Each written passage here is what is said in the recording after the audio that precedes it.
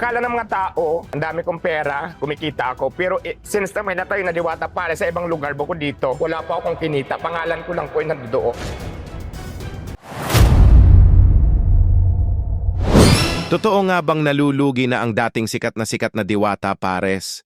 Paano kaya nangyari na sobrang hype na hype niya dati at madaming fans ay bigla na lang humina ang negosyo niya? Nung nag-trending, may lumapit sa akin. So, nagpakilala sila, isang company. Pirang katutulungan kanila para ma-expand pa yung Diwata Paris, dumami yung branches. Ang gagawin ko lang, pangalan ko lang, tatanggap ako ng franchising fee, royalty fee. Wala akong gagawin. At ang sabi pa sa kanya ay ang kailangan na lang daw niyang gawin ay pupunta na lang siya sa opening ng bawat branch. At dahil dito pumayag naman si Diwata kahit di pa niya kilala ang mga ka-business partner niya. At sabi pa niya ay meron ng mga branch sa Caloocan, tapos mayroon pang Laguna, at saka mayroon pang Pampanga. at ang masakit ay kahit piso daw ay wala siyang natanggap sa mga franchises nito. Kaya ko sanang umiyak, kaya lang hindi ko kaya eh. Sige. So, ang dami ng akala ng mga tao, ang dami-dami kong parisan, ang dami kong pera, kumikita ako. Pero since na may natayo na Diwata Palace sa ibang lugar bukod dito, wala pa akong kinita. Pangalan ko lang po yung nandoon. Ito pa ang pinakamasakit. Hindi na nga daw siya nakatanggap ni kahit piso ay iniwanan pa daw ito ng utang. Mahigit na 1 year, wala akong natanggap. Ako pa yung nautangan. Tapos ang problema pa, doon sa isang bansa sa Quezon City, mayroon silang previous balance doon sa may-ari na 300,000 plus. So ako yung magbabayad. Imbis na kumita ako, wala talaga akong kinita. So ako pa yung nagsacrifice, ako pa yung nautangan. So yung ko sanang umiyak sa kabila kasi ng daming basher, nilalabanan ko lang. Pero yung totoo, wala talaga akong kinita. Kaya't ito naman ang advice ni Diwata sa mga kapwa niya negosyante. Ang nadadapa ka pag bumangon ka, lalo mo pang galingan. Bumabagsak ka, dapat marami kang natututunan pagbalik mo. So ganun lang ginawa ko. Laban lang ng laban, huwag sumuko kasi pag sumuko ka, hindi mo makamtan yung pangarap mo na gusto mo. Kasi katulad sa akin, di ba? Yung pangarap kong bahay, sasakyan, kung sumuko ko sa mga laban, mabibili ko ba to? Basta tuloy nyo lang yung pangarap nyo. Kung hindi man para sa inyo ngayon, malay mo bukas sa inyo naman. Huwag lang kayo sumuko. Nakaraan lang, naging emotional naman si Diwata sa totoong buhay sa muling pag-aresto sa kanya dahil sa issue sa kanyang negosyo. Sa kanyang TikTok page naman ay ibinahagi niya ang stress na naidulot sa kanya pagkatapos ng mga pangyayari. Ayan, good morning guys. Kagising ko lang. Super stress. Wala akong tulog-tulog. Simula nung kahapon ba? Nung isang araw. Nung isang gabi. Ang ganito kasi yan. Grabe. Guys, ito ha. Ikukwento ko lang yung nangyari. Nakulong ako. Yes, totoo nakulong ako. Bakit? May warrant na naman ako. Totoo, warrant.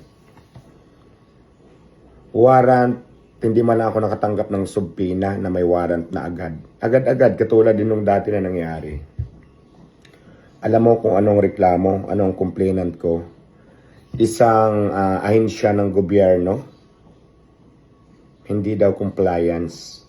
Warrant agad. Ako naman hindi ako mahirap kausap, di ba?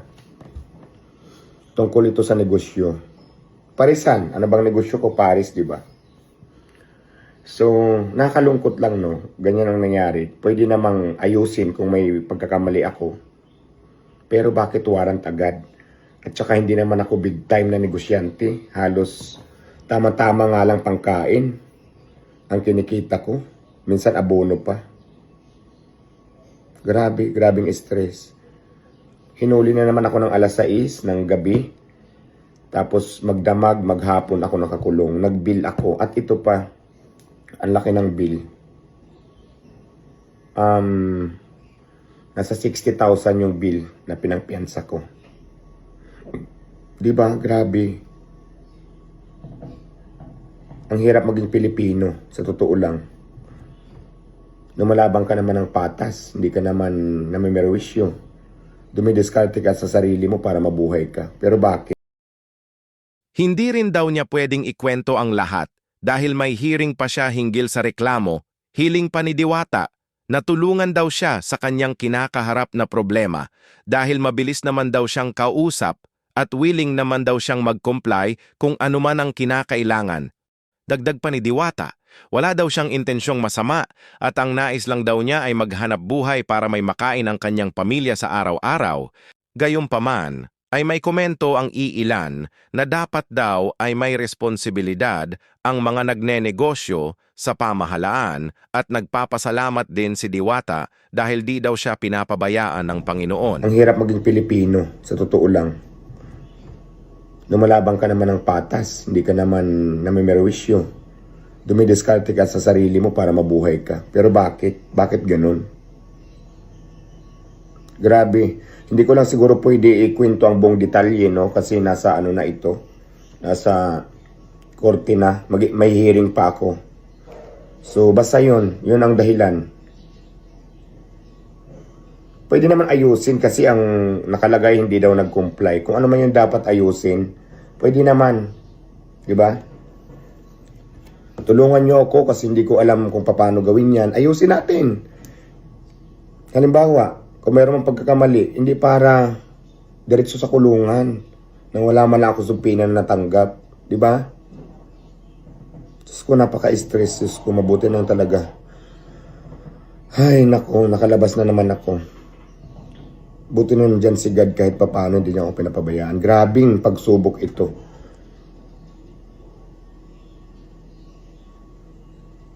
As in, nakulong ako ng 24 hours kasi kung wala pa akong pera na pang piyansa, kung hindi ako napag-provide ng 60,000, wala. Hanggang ngayon nakakulong ako. Grabe. Ang intention ko lang naman dumiskarte, maghanap buhay. Paris lang naman yung tinda ko. Ang kinikita ko pang tabla-tabla lang sa pagkain ko araw-araw. Minsan kulang pa. Bakit ganun? Kailangan pang ikulong. Grabe, napaka-unfair ng mundo ata. Yun lang naman guys, yun ko lang. Ayaw ko nang i-detalye, siguro soon lahat. Kasi ngayon, may kaso ko eh. Pero yun ang clue. Hindi daw ako nag-comply. Wala naman ako natanggap na subpena. Wala naman nagsasabi sa akin na ganito pala. So, dapat, diba, tulungan nyo ako kung ano man yung dapat itama. Hindi ikulong ako. Yun lang guys. Naka-stress, grabe. Sobrang stress ko. So, siguro hindi ko i-discuss sa inyo lahat. Basta yon sa parisan ko, hindi daw nag-comply. So, mga ganyan. Grabe. So, yun lang.